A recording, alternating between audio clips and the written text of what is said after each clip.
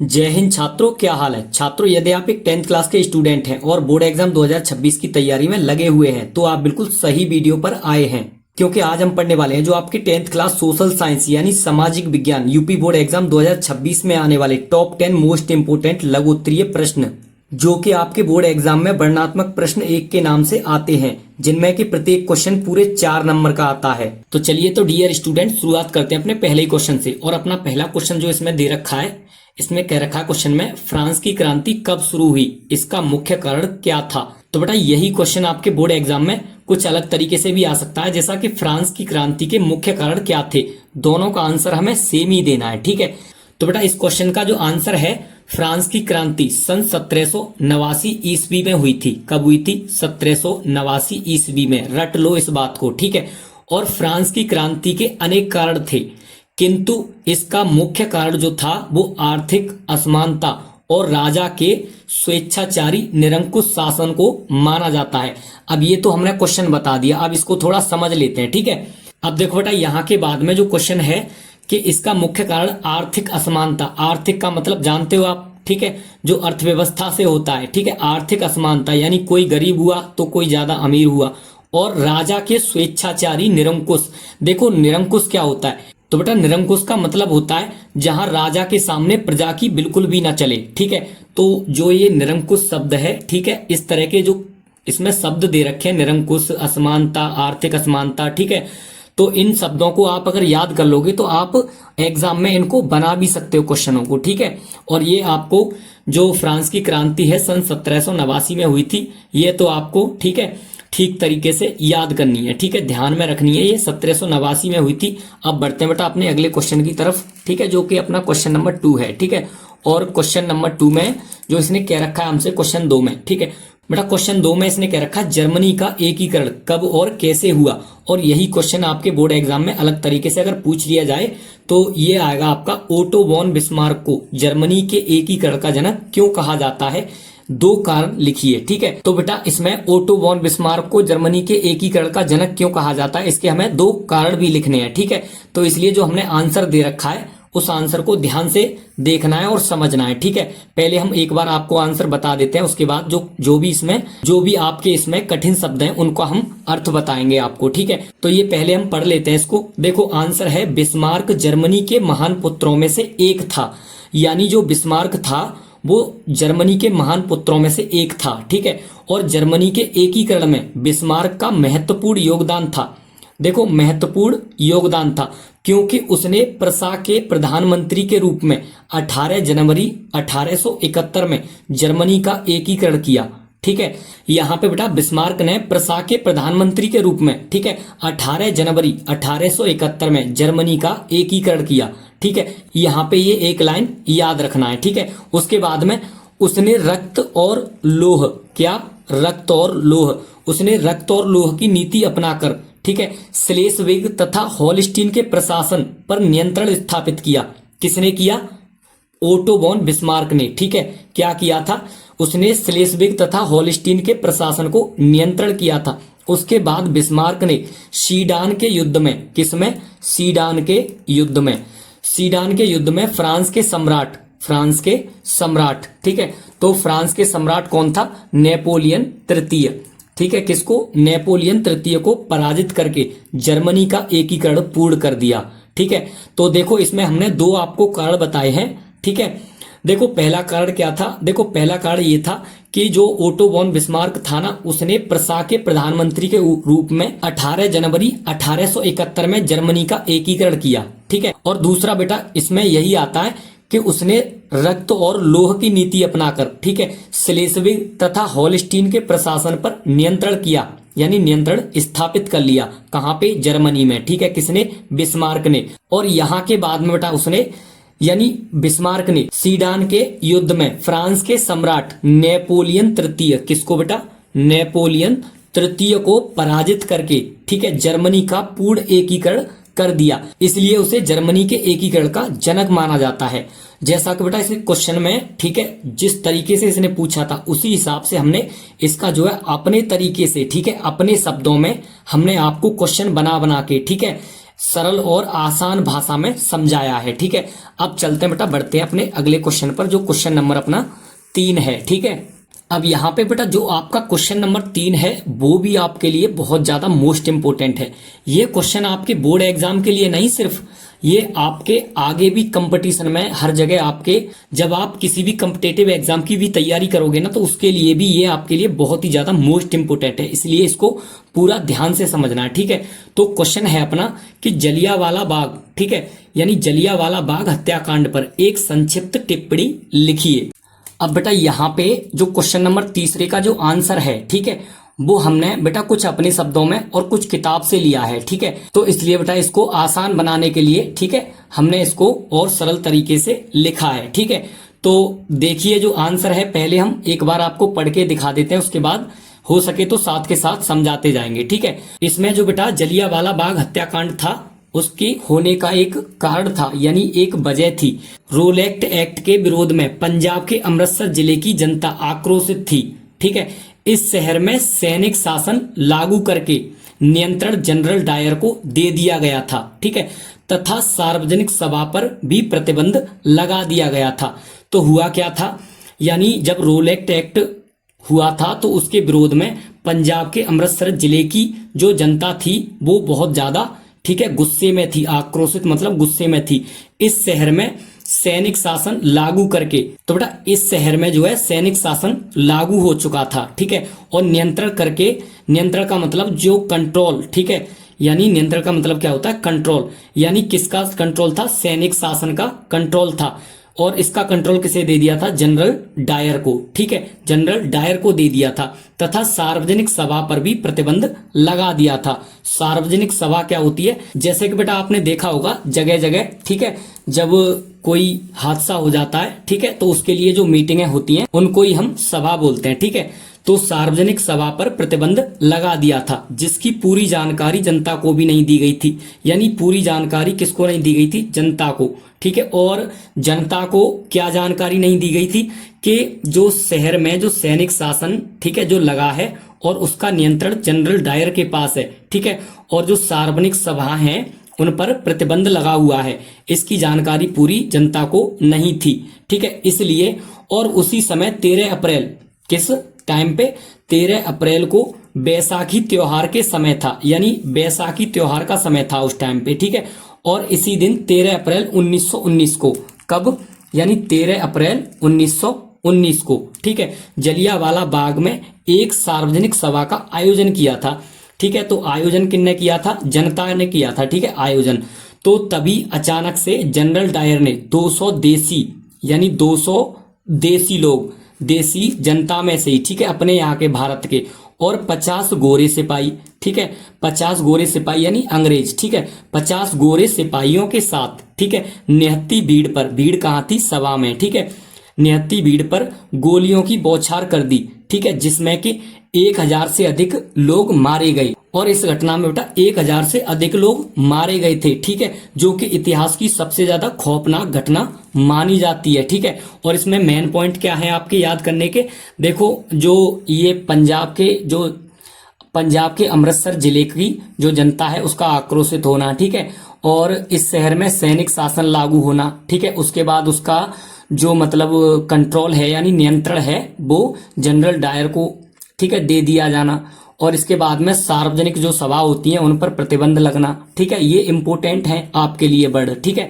और बैसाखी त्योहार का समय था, और 13 अप्रैल 1919 के, ठीक है, दिन यानी जलियांवाला बाग में एक सार्वजनिक सभा का आयोजन किया गया था, और जनरल डायर ने 200 देसी और 50 गोरे सिपाहियों के साथ निहत्ती भीड़ पर गोलियां चला दी। ठीक है, और बेटा जिसके परिणाम स्वरूप 1000 से अधिक लोग मारे गए थे। ठीक है, कितने, यानी 1000 से ज्यादा लोग, ठीक है, इंडियन लोग यानी हमारे भारतीय लोग, ठीक है, 1000 से ज्यादा लोग मारे गए थे जलियांवाला बाग हत्याकांड में। ठीक है, तो यही थी जलियांवाला बाग की हत्याकांड की घटना। ठीक है, अब बढ़ते हैं अगले क्वेश्चन पर।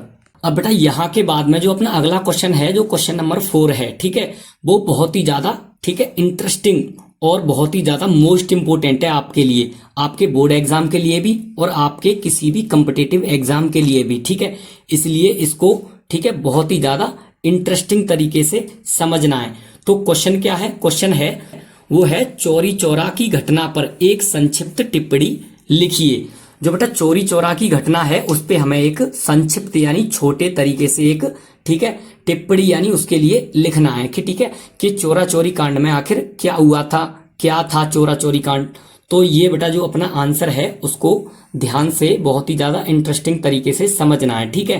तो बेटा जो इस क्वेश्चन का जो भी आंसर है इसमें क्या रखा है, चौरी चौरा उत्तर प्रदेश में गोरखपुर के पास एक कस्बा है। जो चौरी चौरा है वो क्या है बेटा, एक जगह का नाम है, कस्बा है वो एक, ठीक है।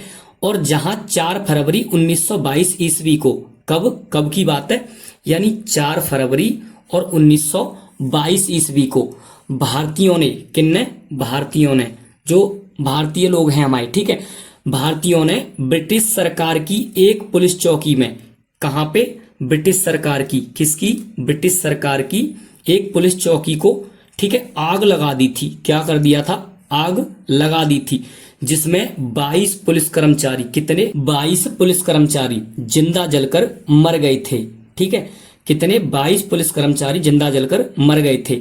और इस घटना को चौरी चौरा कांड के नाम से जाना जाता है ना इंटरेस्टिंग, ठीक है। तो एक बार दोबारा समझाते हैं। देखो इसमें जो आपको ध्यान रखने वाली चीज है क्या क्या है, देखो जो चौरी चौरा जो, ठीक है, उत्तर प्रदेश में गोरखपुर के पास में एक कस्बा है, ये चौरी चौरा जगह का नाम हो गया, ठीक है, जहां पे यानी कहां पे, चौरी चौरा कस्बा में 4 फरवरी 1922 ईस्वी को भारतीयों ने ब्रिटिश सरकार की, ठीक है, किन्ने, भारतीयों ने ब्रिटिश सरकार की एक पुलिस चौकी में आग लगा दी थी, जिसमें 22 पुलिस कर्मचारी, कितने, 22 पुलिस कर्मचारी जिंदा जलकर मर गए थे। और इसी घटना को चौरी चौरा कांड के नाम से जाना जाता है, ठीक है। तो यही था इस क्वेश्चन में। उम्मीद है आपको साथ के साथ क्वेश्चन याद होते जा रहे होंगे, ठीक है। तो चलते हैं, बढ़ते हैं बेटा अपने अगले क्वेश्चन पर। अब यहाँ पे बेटा अपना अगला क्वेश्चन है जो क्वेश्चन नंबर 5 है। ये बिल्कुल भी इंटरेस्टिंग नहीं है, लेकिन आपको इंटरेस्टिंग तरीके से आपको समझाएंगे, ये आपके लिए इंपोर्टेंट भी है और इंटरेस्टिंग भी इसको बना देंगे, ठीक है। तो क्वेश्चन नंबर 5 में जो क्वेश्चन दे रखा है ये है G77 देशों से आप क्या समझते हैं, ठीक है। तो सबसे पहले तो हम इसका आंसर जानते हैं क्या है। देखो आंसर है इसका G77 विकासशील देश जो द्वितीय विश्व युद्ध के बाद स्वतंत्र हुए थे। उन्हें 1950 व 60 के दशक में पश्चिमी अर्थव्यवस्थाओं की तेज प्रगति का कोई लाभ नहीं हुआ, ठीक है।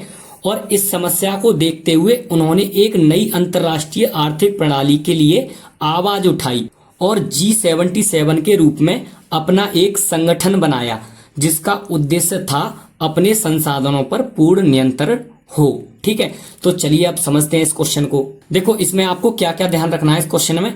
देखो जो G77 था वो क्यों, यानी क्यों था, क्या था, ठीक है, इसको पूरा समझना है।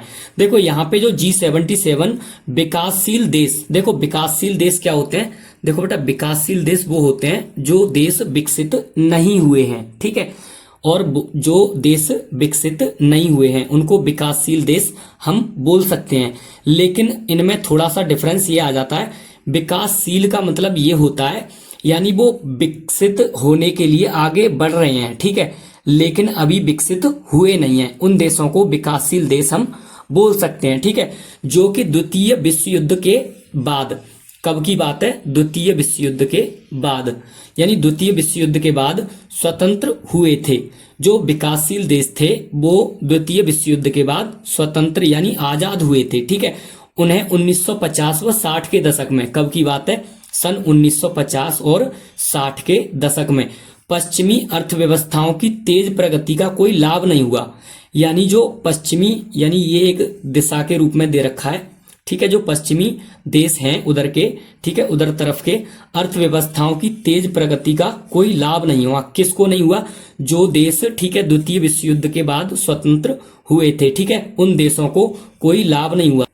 इसके बाद में इस समस्या को देखते हुए उन्होंने एक नई अंतर्राष्ट्रीय, ठीक है, आर्थिक प्रणाली बनाई। किन्ने बनाई थी, जो देश विकासशील थे, ठीक है, उनने एक प्रणाली यही बनाई थी कि प्रणाली के लिए आवाज उठाई और G77 के रूप में अपना एक संगठन बनाया, जिसका उद्देश्य था कि अपने संसाधनों पर पूरा नियंत्रण हो। यानी जो अपने संसाधन हैं, ठीक है, उन पर पूरा अपना ही कंट्रोल हो, यानी विकासशील देशों ने यानी संगठन जैसा, ठीक है, बनाया था और जिसका नाम रखा गया था G77। ठीक है, यही था इस क्वेश्चन में। अब बढ़ते हैं अपने अगले क्वेश्चन पर। ठीक है, क्वेश्चन नंबर 6 है अपना। ठीक है, जो कि ज्यादा बड़ा नहीं है। ठीक है, इंटरेस्टिंग तरीके से आपको, ठीक है, समझाएंगे, ध्यान से समझना। देखो बेटा, यहाँ पे जो अपना क्वेश्चन नंबर 6 दे रखा है उसमें क्या रखा है इसने, 1929 की आर्थिक महामंदी का भारत पर क्या प्रभाव पड़ा।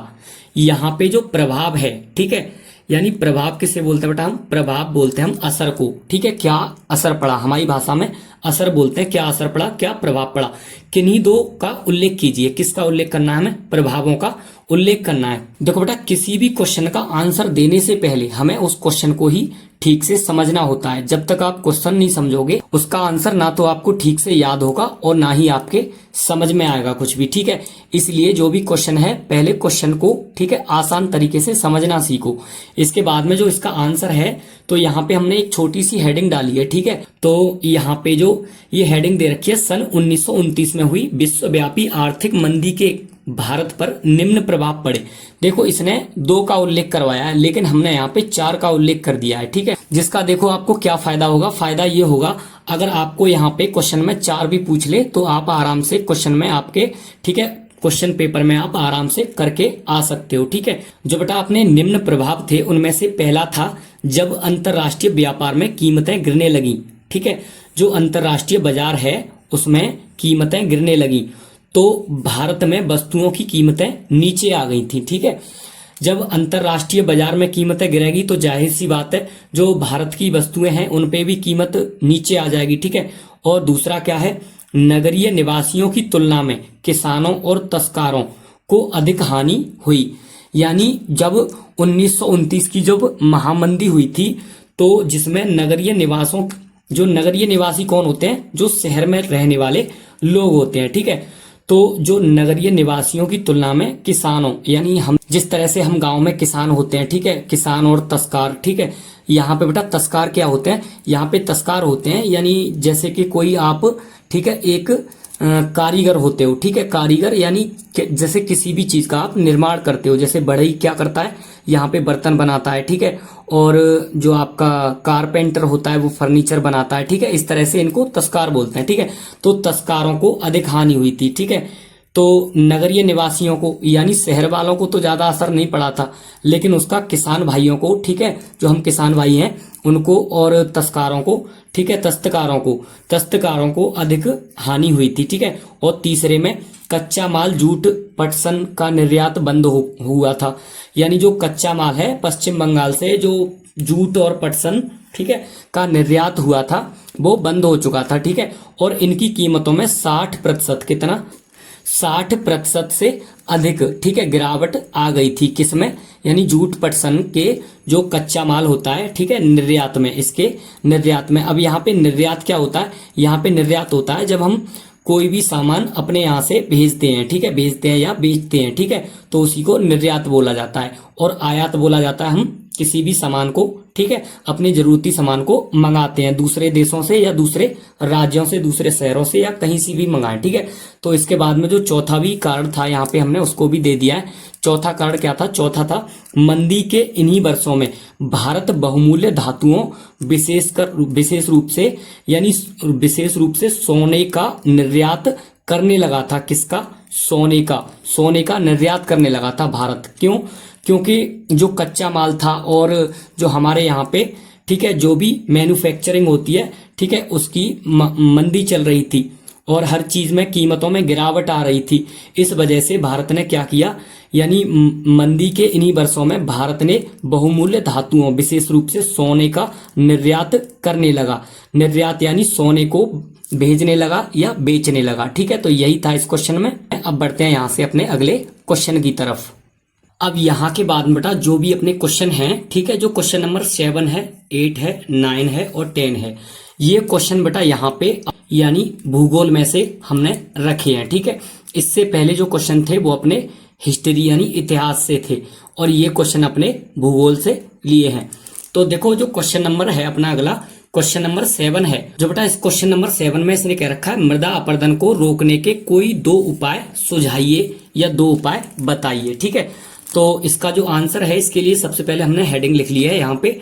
देखो, मृदा अपरदन को रोकने के उपाय निम्नलिखित हैं। ठीक है, यानी मृदा अपरदन, सबसे पहले तो हम क्वेश्चन को ही समझते हैं। ठीक है, तो जैसा कि बेटा इस क्वेश्चन में जो दे रखा है मृदा अपरदन, देखो मृदा आप जानते ही हो। ठीक है, मृदा मिट्टी को बोलते हैं। ठीक है, और अपरदन, अपरदन का मतलब होता है कटाव यानी कटना। ठीक है, यानी जो मिट्टी का कटना है उसे हम कैसे रोक सकते हैं। ठीक है, तो देखो इसमें जो सुझाव दिए हमने, ठीक है, नंबर 1 में मिट्टी के कटाव को रोकने के लिए खेतों में मेड़ बनाना, बांध बनाना, और यहाँ पे पशुओं की अनियंत्रित चराई पर रोक लगाना। अनियंत्रित का मतलब यानी अंधाधुंध ऐसे ही बस पशु चराने में, ठीक है, खेतों में घुस जाते हैं। ठीक है, उनके लिए यानी अनियंत्रित चराई पर रोक लगाना। अब यहाँ के बाद में जो अपना दूसरा उपाय है, खेतों से जल निकास की उचित व्यवस्था होनी चाहिए।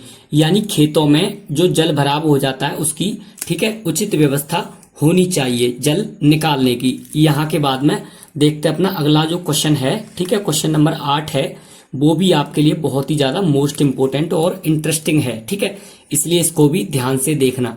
अब यहाँ पे जो क्वेश्चन नंबर 8 है, देखो क्वेश्चन नंबर 8 में इसने दे रखा है चिपको आंदोलन क्या है।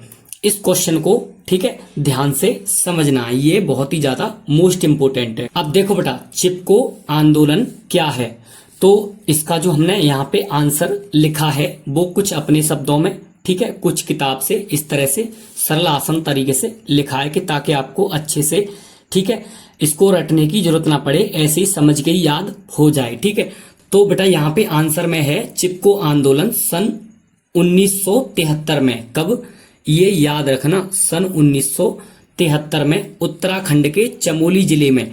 कहाँ पे, उत्तराखंड के, ठीक है, चमोली जिले में, चमोली जिले में शुरू हुआ था। यानी जो चिपको आंदोलन था वो 1973 में उत्तराखंड के चमोली जिले में शुरू हुआ था। ठीक है, और इसका नेतृत्व, नेतृत्व का मतलब इसकी स्थापना जो भी, ठीक है, बनाना होता है। ठीक है, नेतृत्व का मतलब होता है बनाना। ठीक है, इसे किसने बनाया था, यानी इसका नेतृत्व गौरा देवी, किसने, गौरा देवी, गौरा देवी ने। ठीक है, और किसने, सुंदर लाल बगोड़ा। ठीक है, किसने, सुंदर लाल बगोड़ा। ये नाम आपको याद रखने पड़ेंगे। ठीक है, क्वेश्चन तो याद हो जाएगा लेकिन ये जो नाम है वो आपको याद रखने होंगे। और किसने, देखो यहाँ पे चंडी प्रसाद। ठीक है, ये 4 नाम है। इसका जो नेतृत्व किया था वो गौरा देवी, सुंदरलाल बगोड़ा और चंडी प्रसाद ने, ठीक है, किया था। इसके फलस्वरूप, यानी किसके फलस्वरूप, यानी इस जो चिपको आंदोलन है इसके परिणाम स्वरूप या फलस्वरूप, जब सरकारी ठेकेदार, जो सरकार के जो ठेकेदार थे, सरकारी ठेकेदार पेड़ काटने आते थे, यानी पेड़ काटने आते थे वो कहाँ पे, ठीक है, चमोली गांव में, यानी चमोली के जंगलों में। ठीक है, काटने आते थे तो रेडी गांव की महिलाएं, रेडी यहाँ पे बेटा चमोली को ही बोला गया है। ठीक है, रेडी जो चमोली है वही गांव है, यानी रेडी गांव की महिलाएं और पुरुष पेड़ों से चिपक जाते थे, वो पेड़ों से चिपक जाते थे। ठीक है, और जिसके परिणाम स्वरूप ठेकेदारों के मजदूरों को बिना पेड़ काटे लौटना पड़ता था। ठीक है, तो बेटा चमोली गांव के, यानी रेडी गांव के, ठीक है, जो महिलाएं और पुरुष थे वो पेड़ों पे चिपक जाते थे। क्यों चिपक जाते थे, क्योंकि जो सरकारी ठेकेदार के जो मजदूर थे वो आते थे पेड़ काटने के लिए, और वहां पे जो महिलाएं थी और पुरुष थे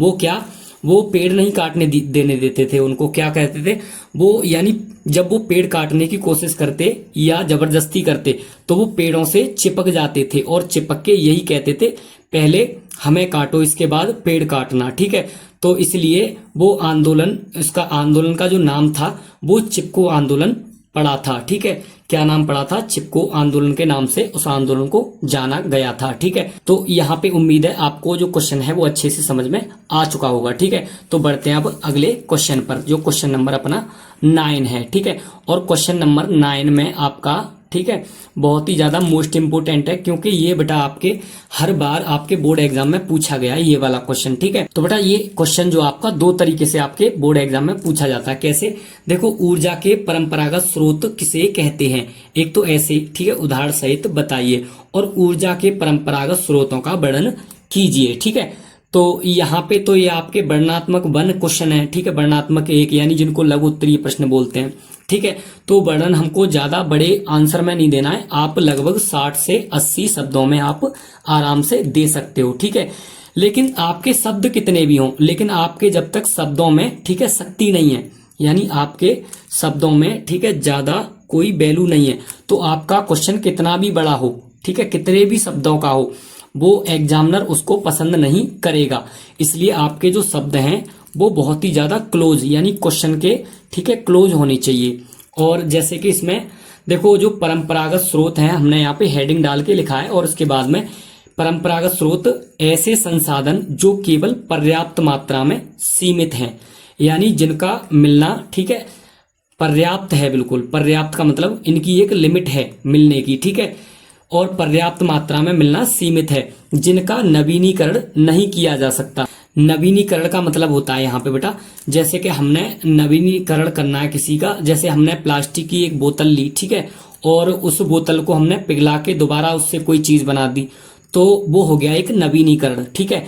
तो कुछ ऐसे संसाधन होते हैं जिनका हम नवीनीकरण नहीं कर सकते हैं, उनको क्या कहलाते हैं, वो परंपरागत स्रोत कहलाते हैं, और उनकी एक लिमिट होती है, ठीक है। और ऐसे संसाधन जो पर्याप्त मात्रा में सीमित होते हैं, ठीक है।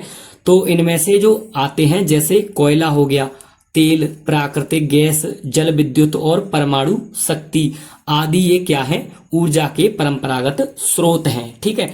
तो उम्मीद है समझ में आ गया होगा क्वेश्चन, ठीक है। बढ़ते हैं अगले क्वेश्चन पर। क्वेश्चन नंबर यहाँ पे अपना 10 वाला है, लास्ट वाला क्वेश्चन है, ठीक है।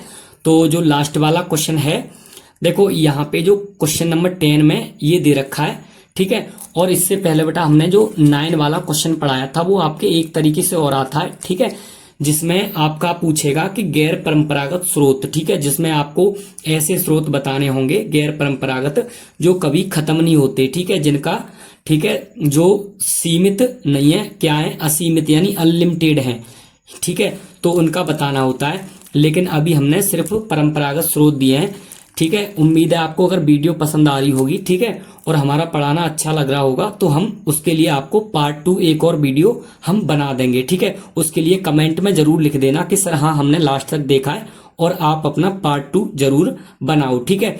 तो इसके लिए हम क्या करेंगे, अब इसके बाद, अब यहाँ के बाद में देखते हैं बेटा अपना जो अगला वाला जो क्वेश्चन है, क्वेश्चन नंबर 10 है, ठीक है। और क्वेश्चन नंबर 10 में, ठीक है, इसमें जो कह रखा है, धात्विक खनिज किसे कहते हैं, ऐसे 2 खनिजों का नाम लिखिए। अब देखो एक तो होते हैं बेटा धात्विक खनिज, ठीक है, और एक होते हैं अधात्विक खनिज, ठीक है। ये क्वेश्चन भी आपका 2 तरीके से आता है एग्जाम में, ठीक है, यानी धात्विक खनिज पूछेगा या अधात्विक खनिज पूछेगा, अलोह भी बोल देता है, ठीक है, और लोह खनिज भी बोल देता है। अब यहाँ पे जो आंसर है उसको समझते हैं हम, ठीक है। तो जो क्वेश्चन है, क्वेश्चन का आंसर अभी हम क्वेश्चन समझते हैं पहले। तो धात्विक खनिज, धात्विक का मतलब होता है यहाँ पे धातुओं से, ठीक है, और खनिज का मतलब वे वस्तुएं जो जमीन से खोदकर निकाली जाती हैं, खनिज कहलाती हैं, ठीक है। तो इसके अंतर्गत देखो धात्विक खनिज, इसके अंतर्गत आने वाले खनिजों को, यानी जो धात्विक खनिज होते हैं इसके अंतर्गत आने वाले खनिजों को खदानों से निकालकर, ठीक है, कहाँ से, खदानों से खोदकर जो निकालते हैं, खदानों से निकालकर साफ किया जाता है, ठीक है। और ये धातुओं की अवस्था में पाए जाते हैं, किस अवस्था में, धातुओं की अवस्था में पाए जाते हैं, क्या, ये जो धात्विक खनिज होते हैं, ठीक है। और जिसमें कि उसमें एक विशेष प्रकार की चमक होती है। तो चमक किसमें होती है, सोने में, चांदी में, तावा, जस्ता, लोहा, ठीक है, शीशे में भी चमक होती है, ठीक है। तो ये सब क्या है, ये धात्विक खनिज हैं। अब इसके बाद उम्मीद है डियर स्टूडेंट आपको जितने भी क्वेश्चन हैं अच्छे से समझ में आए होंगे, ठीक है। और इन क्वेश्चनों में जहां कहीं भी आपको डाउट लगा हो, ठीक है, तो हमें कमेंट बॉक्स में कमेंट करके जरूर बताना। और अगर बेटा आपको वीडियो पसंद आई हो और हमारा पढ़ाने का तरीका अच्छा लगा हो तो वीडियो को एक लाइक कर देना और चैनल को कर लेना सब्सक्राइब। चलते हैं बेटा, मिलते हैं अगले वीडियो में।